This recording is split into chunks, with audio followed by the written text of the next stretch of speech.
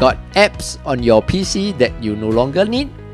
In today's video, I'll show you the quickest way to uninstall them and free up space on your computer.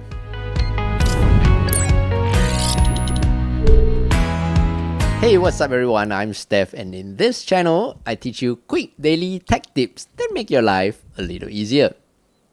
On your Windows computer, click on the Windows icon and click on Settings.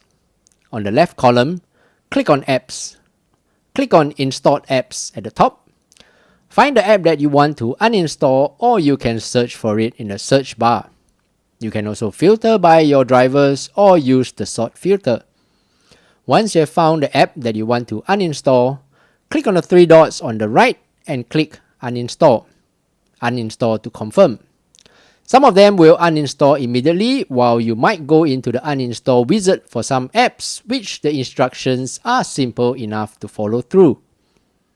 There you go. If you found today's video useful, do give it a thumbs up and subscribe to help this channel grow. Thank you so much. Until the next video, I'm Steph. Take care and